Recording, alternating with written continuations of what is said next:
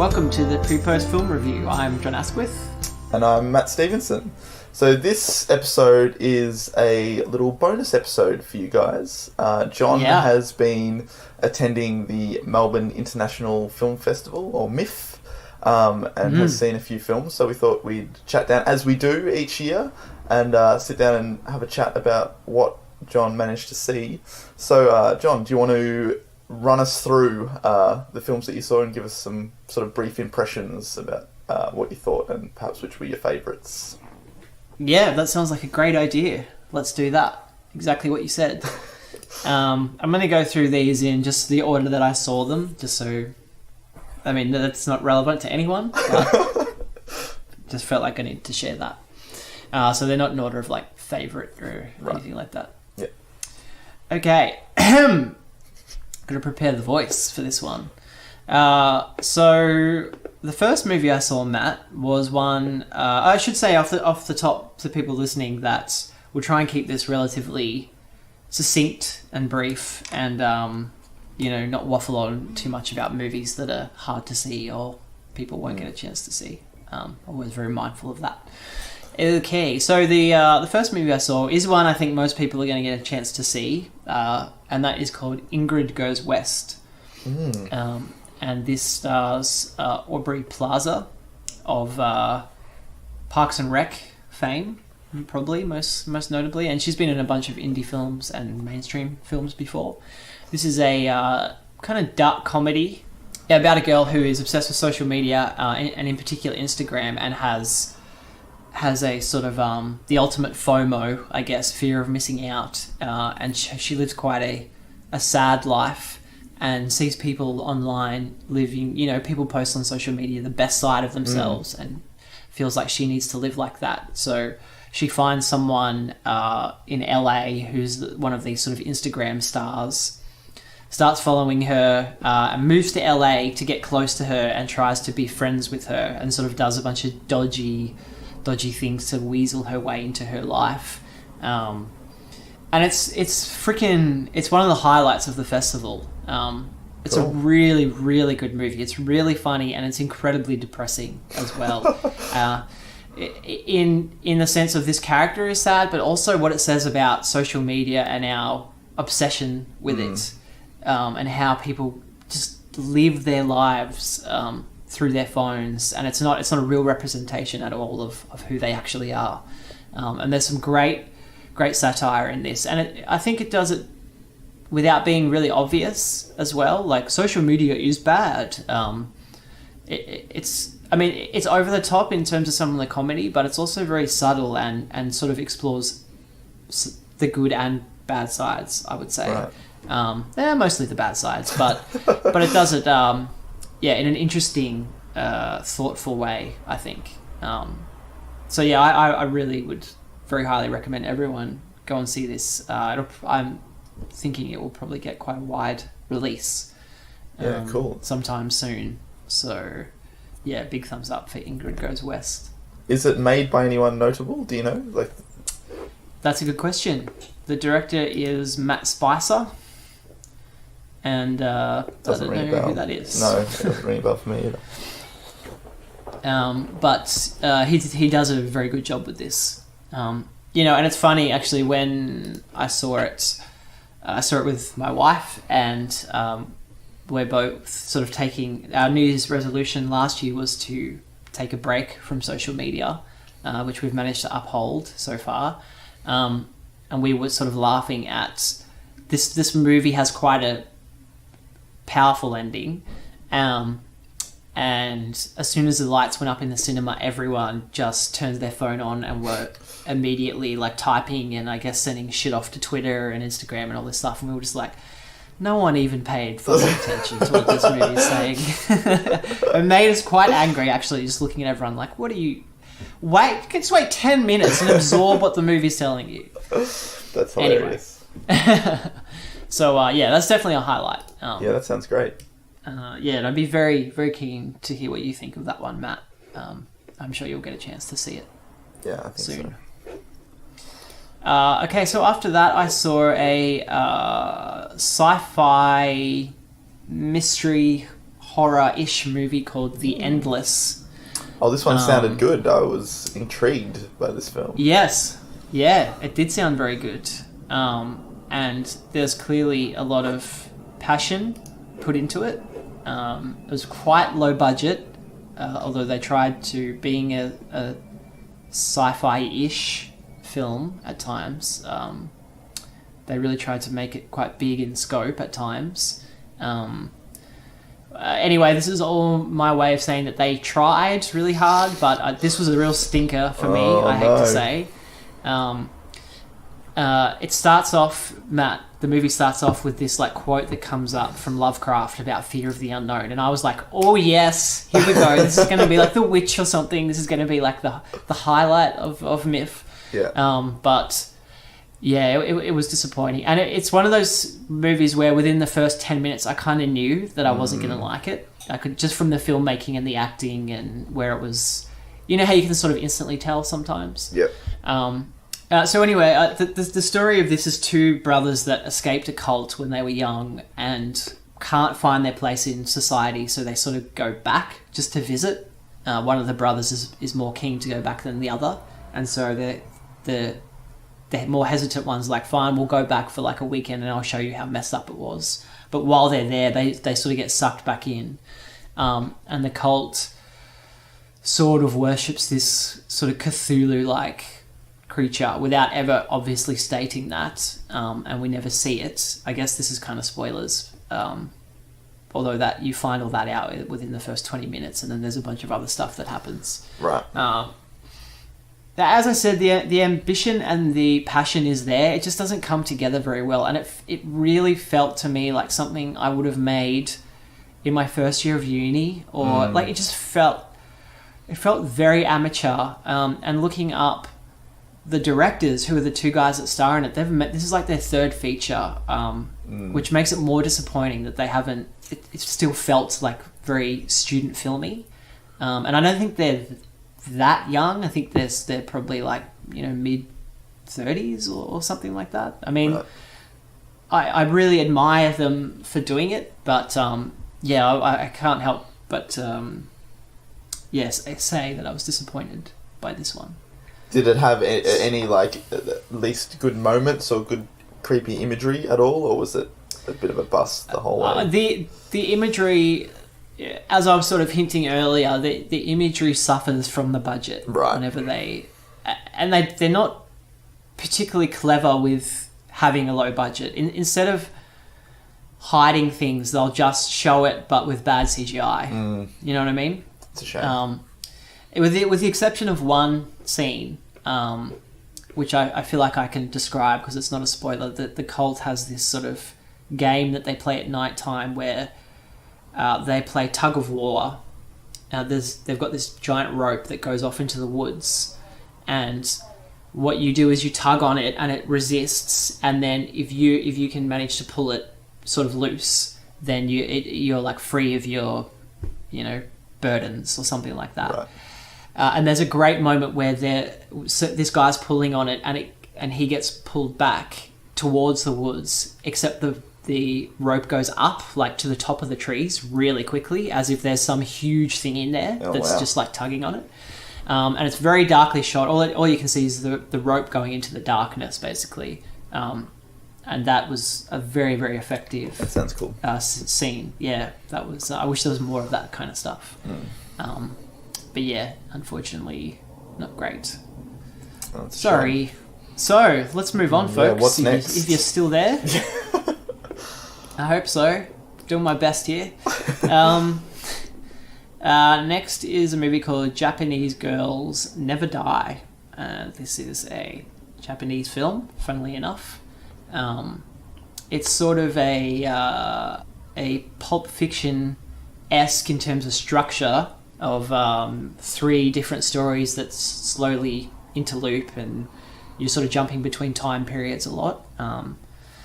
So that was interesting. The structure was interesting. Unfortunately, this was another sort of disappointment for me. The story deals with a bunch of... Sort of each story is about a girl living in Japan and dealing with sexism and sort of a male-dominated society, which Japan still has quite a lot of that sort of dynamic going on. It's perhaps not as progressive as other countries. So I was really looking forward to seeing how they'd explore that, but it felt very superficial and still very male gazy. As I was doing feminist themes on a surface level, but then there's a shot where this girl is going shopping, and the camera is like upskirting basically on her ass. Jesus. And at first I thought, oh, maybe this is like a commentary on that, but then as the movie went on, I was like, I don't think it was. I think it's just a bit of a pervy thing. So there were good moments in it, and it starts off quite low key and almost like a Japanese version of Girls at times, I think, with these kind of like alternative losery misfits in society that sort of come together, but it quickly goes off the rails and becomes really slapstick at times, and the stories don't interlock in a coherent way. Like the jigsaw puzzle is just confusing of how the story fits together. So yeah, unfortunately, another disappointment. That's a shame. I wouldn't even recommend bothering to see this out of curiosity. Whereas, say, something like The Endless, which I was just talking about, I kind of want you to see, Matt, just to get your opinion on it. It sounds like there's at least like ambition, and it comes from a good place. The Endless, exactly. Even if it's not successful. Whereas this sounds like it fails pretty spectacularly at what it's trying to do. If it's I think so. Or it's very muddled, at least. It's muddled. Yeah, I mean, it's not like there's shots of, I don't know, girls in bikinis, like, and you're leering at them. But that shot was troubling to me, and unless it was some big thing that I was missing, some intentional thing. It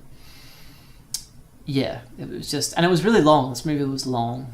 I guess in that typical kind of indie film way of just like cuts, you can cut out half of this stuff. Yeah, fair enough. So you had two stinkers back to back. Two stinkers back to back. That was a stinky day. So let's move on here, Matt. Yeah, what did you follow that up with? Was there something more positive? Yeah. I got something a little more positive this time. This is a movie called Ikari XB1, and this is a 1963 sci-fi film. Oh yeah, I forgot you were going to see some of these classic films. Yeah, so MIFF this year had a cool little sci-fi retrospective showing some old, lesser known but influential sci-fi films, and this was one that I managed to catch. And this is basically the blueprint for Alien. Really? Yeah, I think it's interesting. Alien and Sunshine. It's like if you mixed those two movies together. Man, that sounds amazing. I want to see this in the 1960s. This is what the movie that you'd get. So obviously it's not quite as dare I say interesting as Sunshine and Alien, because they're a little more modern in their approach. This is obviously early 60s, did I say 1963? So it's still finding its feet really in terms of sci-fi filmmaking. I mean obviously sci-fi filmmaking's been around for a long time, but this is like a fairly big budget for the time, I think, film. So basically the premise, why I say it's like Alien or Sunshine, is this is the ship that's left Earth to colonize another planet. Basically, they're going to be the first ones to go to this planet that they've predetermined the destination, and they think there's going to be life there. So the whole movie, I guess, minor spoilers here. It pretty much takes place on the ship, on the journey. And it's just the problems that they encounter on the way, and the dynamics between the characters on the ship. So there's a lot of that, as I say, Alien and Sunshine, of just the characters on the ship sorting out problems that come up along the way. Sometimes they have to go out and do repairs because something knocks the side of the ship. There's another point later on where something fairly big happens. that reminded me a lot of Sunshine, with perhaps one of the characters going a bit loopy, right, without saying any more, which is, I mean, it's very much a blueprint for Sunshine. Yeah, it sounds like it. I think of all the movies I've mentioned. But yeah, I really, really enjoyed this. I love watching older films and seeing how they laid the seeds for things that came after. And this is definitely one of those instances. It's really well shot for its time. The effects are, extremely dodgy, but it's charming in that sort of old, B movie. I mean, it's a B sci-fi movie, but it has sort of A-level thematic stuff, I would say, which is like, some of the best kind of sci-fi there is. So I really, really like this. There's one... The alien aspect is there's one moment where they leave their ship to board another one, and it just reminded me of that tension that you have in Alien when they go down to the planet, and some weird stuff happens. Again, without giving too that even sounds like Sunshine as well. Like when they board the second ship, like exactly, It's much more closer to Sunshine than Alien, but there were seeds of Alien in there for sure. So is it a suspense film, a horror film, or is it more of a drama? What's the tone? It's more of a drama, I would say. There's elements of suspense, but not in a supernatural sense, really. I mean, they're looking for alien life, but it never fully goes over into science fiction in the terms of aliens and that sort of thing. It's about the journey and how the characters interact with each other, and they talk about what it means to be human and why are we going to colonize the planet and what does it mean and all that sort of thing. Cool. So it's more of a drama with some suspense sort of peppered throughout it, and there's some genuine laughs in it too. As I keep saying, it really is about the characters, and they have a good sort of back and forth a lot of the time. It was. I mean, I'd never heard of this movie before. I've not either.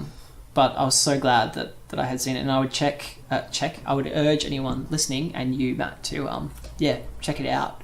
Definitely, I'm gonna as soon as we finish this episode, I'm gonna Google it and see where I can rent a copy or buy a copy, because that sounds amazing. Yeah, it's it's really, really good. I mean, of course, in the sense of watching an older film, you have to be in the right mindset. Yeah. But no, that was awesome. Good. That was a good one. So what was next? What did you follow that one up with? All right, what did I follow it up with? Another old sci-fi movie, Matt. Cool. Awesome. And this one was called The Face of Another, and it was made in 1966. This is a Japanese sci-fi film. Right. With the film we were what was the name of the film we were just talking about? That was Ikari XB1. Was Ikari XB1 an American film? Oh, that was I want to say like Czech film. Oh, right. Okay. Yeah. Yes. Which was another interesting element, just because you weren't listening to American voices or British voices. That it's probably a dumb thing to say, but when you have to listen to another language that you don't understand and read subtitles, it does add sort of another interesting layer to a movie like this, definitely. I think. And perhaps some of the cheesiness is lost because that's a very good point. You're not hearing like a hammy delivery of the line. Yeah. So the Face of Another was really good as well. I really enjoyed this. As I said, an older Japanese film. The director of this, Matt, was also the director of, I want to say, Woman in the Dunes. Oh, really? Yeah, I love that film. You saw recently. Yes. Yeah. Wow, great. And this is considered to be another one of his, masterpieces or something. This is the basic concept for this movie is there's a guy that has been in some kind of accident. You don't know what. His face is deformed, and so he undergoes a new radical treatment to, like, wear a mask basically that looks really realistic. And by wearing the mask, he feels like he can become someone else, and he starts sort of violating societal norms, because it's that there's a lot of philosophical talk in this movie about who are you really, and if your identity was lost, what would you do? Like, are we only polite to each other because people can see us, and so therefore we're kind of held accountable? Interesting. So yeah, there is a lot. I think it's long. It's a really long movie, and there are just scenes of him and his doctor just sitting around talking about how society is just based on masks, if you actually think about it, all this sort of thing. Right. So there's a lot of that, philosophizing, I guess you'd say. But it all comes together really well, and has quite a creepy, satisfying conclusion. Without giving anything away. There's some striking imagery in this, and occasionally some very surreal imagery that is never fully explained, which is always, something I think that you and me appreciate a lot, Matt, when you have this sort of unsettling tone, and every now and then there's an image that doesn't really connect with anything but sort of adds sort of emotionally to what's going on. That sounds amazing. It sounds similar to Woman in the Dunes, actually, in many respects. I'm curious to hear what the soundtrack was like, actually, because that was one of the things that stood out in Woman in the Dunes. It had very sort of shrill horror movie strings that seemed very ahead of its time, or unique for the sort of slow, weird pace of that film.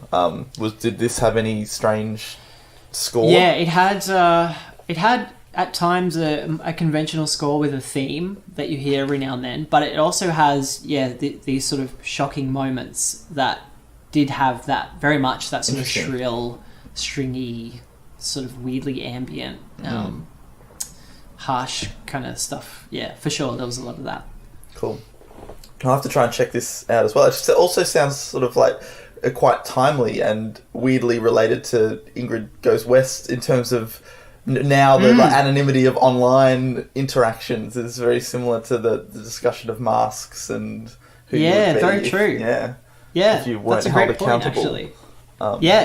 No, you can definitely see that. And there is a B storyline to this movie, which follows a woman who is disfigured as well. Like, she has some burns on her face. But she never...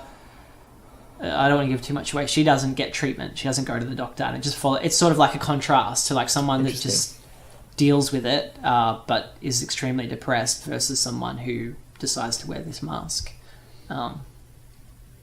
So good stuff. Yeah, Face cool. of another one to add to my list. I'm going to try and find a way to watch that too. Sounds great. All right, just a few more to go here, everyone. So thanks for sticking around. And you get 3 kisses for making it this far. Well done. Next is a movie we've both seen, Matt, so we can talk about this a little bit. Cool. And potentially even maybe do a bonus on this, so we'll keep it brief, yeah. Keep it brief. The next movie is called The Lost City of Z. Oh, yeah. Or Zed. I guess you'd pronounce it Zed. Yep. And this is another movie that people can see soon, depending on, I guess, where you are in the world. It's sort of a fairly big indie release. Yeah.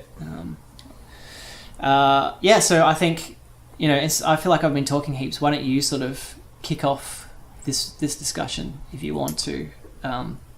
Sure, yeah. Well, I think in terms of the release here, I think it's come and gone in cinemas, but I'm pretty sure London listeners can find it, or rent it, or it may even be streaming somewhere.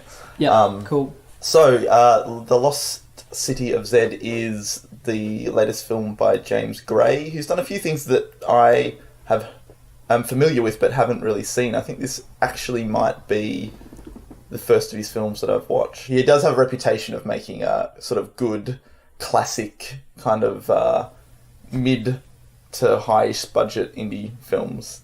And after watching this, I definitely want to check out some of his other stuff, because it just has a really solid, classic feel to it. I don't sort of know how else to describe it. So it's basically it's the story of Percy Fawcett, who sort of was an explorer that went into the Amazon looking for a lost city. Is that right? The city of Zed, I suppose. He comes to believe that there is an ancient city, in the Amazon forest. Exactly. And yeah, it's just... it's a true story. Yes. It's good to mention that. I liked the fact that it's kind of a film about obsession and a man that becomes obsessed with this, with the Amazon in particular, not just the city itself, but he sort of falls in love with being out in the Amazon, and it's about him sort of dividing his life between his family back home and then continuing his expeditions into the wilderness. And it was just, I think it was very smartly done, and it's kind of about obsession, but not necessarily in a negative way. And there's hints of sort of surrealism and strange things that happen. Without giving anything away, I really appreciated the ending of the film as well. It has a certain sort of ambiguity to it all. Even though it is based on a true story, it sort of manages to end on this really nice poetic note that impressed me a lot. And Charlie Hunnam was good. All the performances are great. I was really impressed with this, John. How about you? I feel like you sort of felt the same way. Yeah. This was a big highlight of the festival for me. I really, really loved this film. As you say, the filmmaking is a big part of why I love it. It feels very classic Hollywood epic.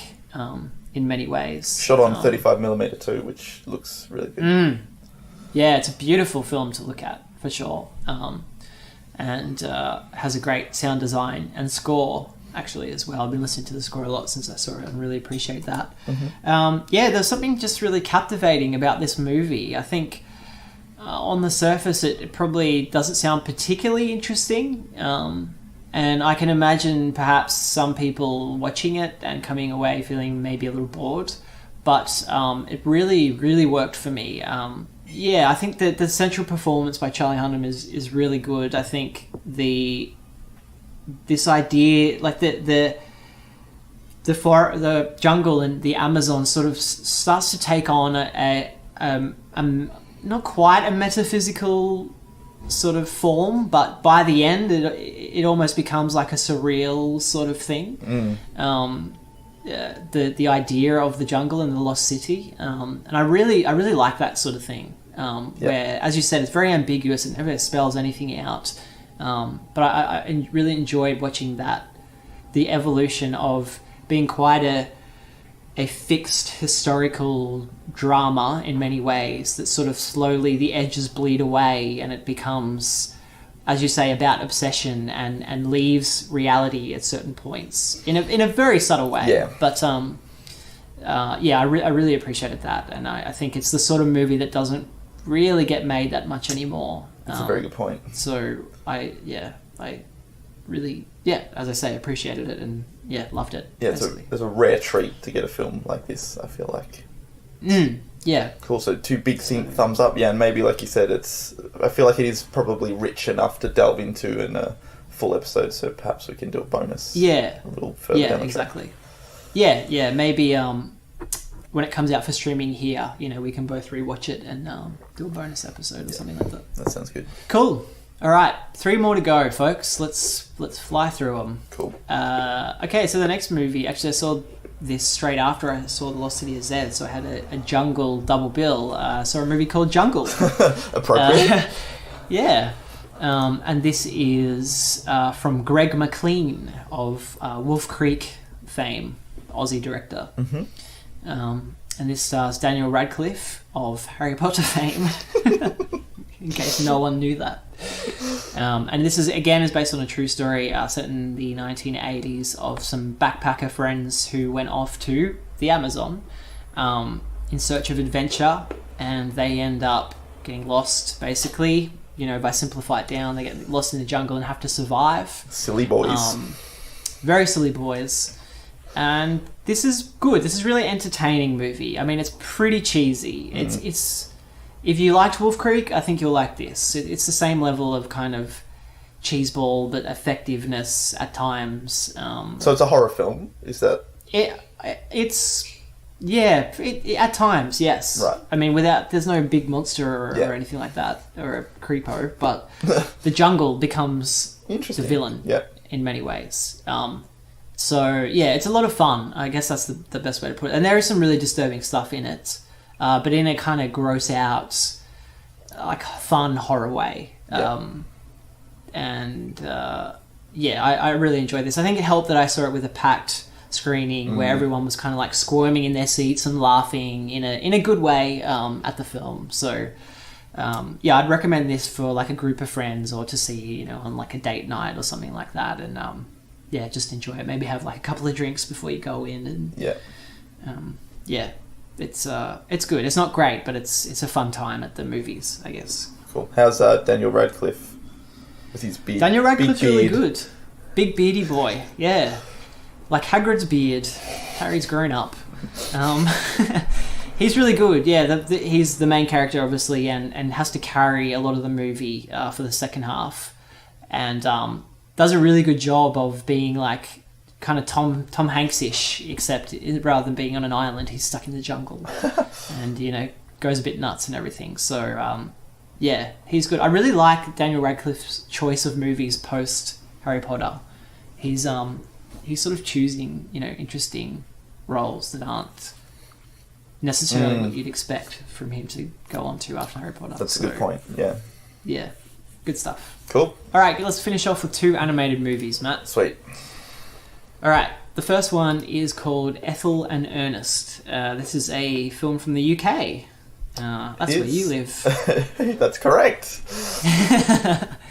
And it's in English, which we both speak. This is a really, really charming movie. One of the highlights of the festival, without a doubt, for me.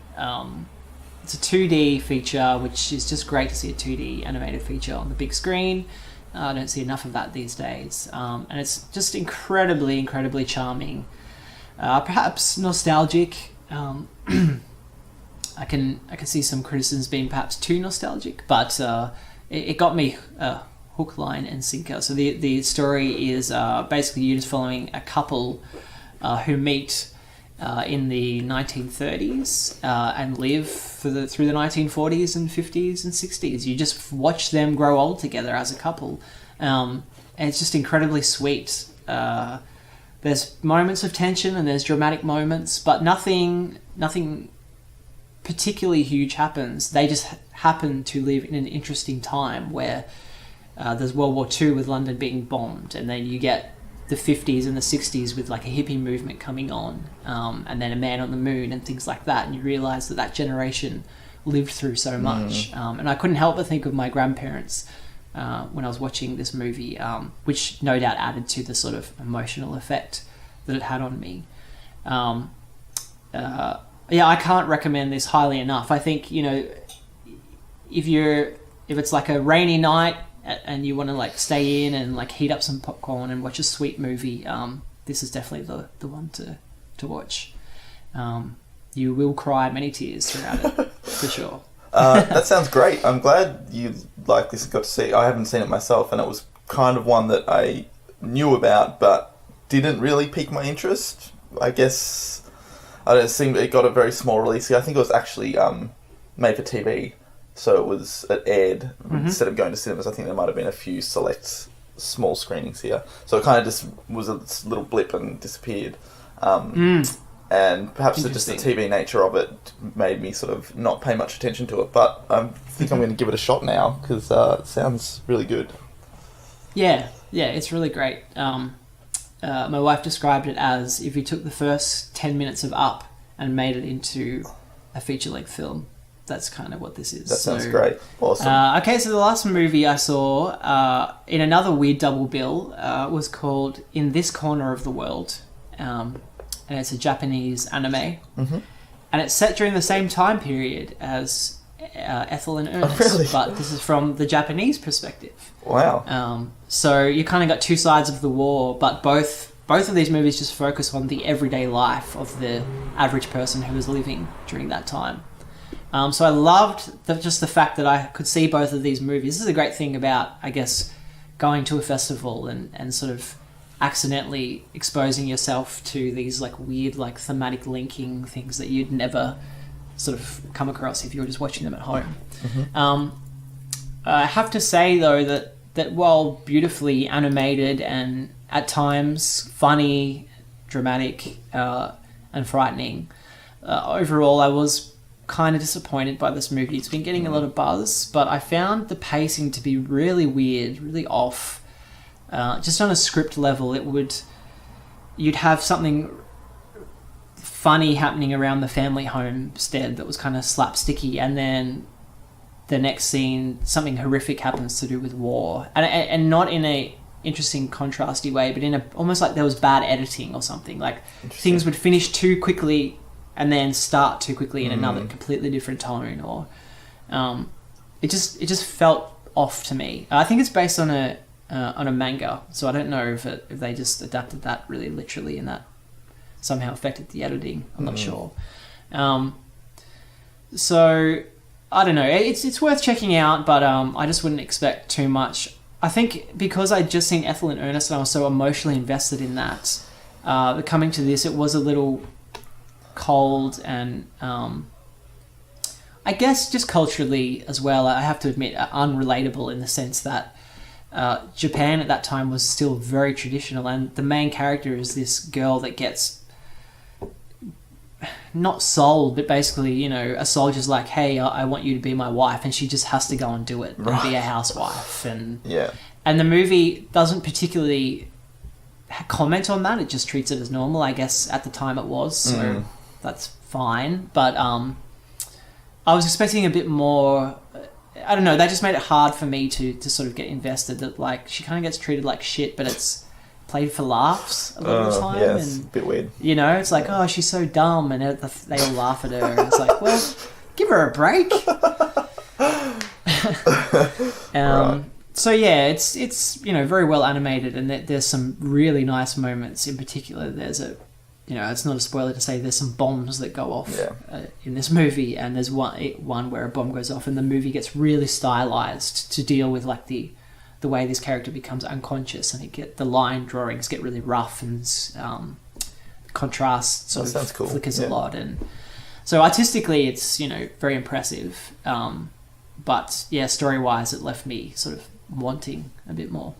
Yeah, fair enough. Sounds interesting, but perhaps it's worth checking out. Yeah, cool. I'm more interested to see Ethel and Ernest based on your praise, but that does sound interesting. And that's it. Cool. That was my MIFF. So overall, what were your feelings? What was the vibe of MIFF? Do you think it was a good year? What was your favourite film, interestingly, out of the ones you saw? I think it was a good year. Yeah, I think it's always a fun thing to do, you know, to be around other people that are just like totally obsessed with movies and are generally really respectful in the cinema. They turn their freaking phones off and don't talk.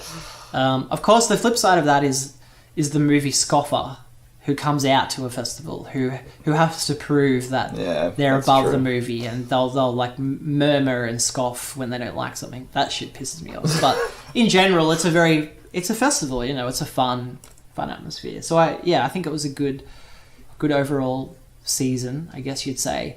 I was disappointed that I didn't get like a really good horror movie out of it. Yeah. I feel like, you know, you normally discover something quite inventive or something that was off your radar at a festival like this. So I was disappointed I didn't get that this time around. I guess I was hoping The Endless would be that. But yeah, there was enough really great films that I was satisfied. And I think, you know, the highlights were Ingrid Goes West, Lost City of Z in particular might be my favourite. And then on a purely emotional level, Ethel and Ernest was up there. And seeing some of the older films and getting some sort of historical stuff in there, some film history was really fun. So, yeah, thumbs up overall, Matt. Awesome. Good stuff. That's great. And some good tips for me and our listeners as well. Some stuff for us to check out or, try and watch. Great. Good stuff. Good stuff. Thanks for listening, everyone. Thank you. Thanks for listening to me ramble, Matt. Anytime, John. My pleasure.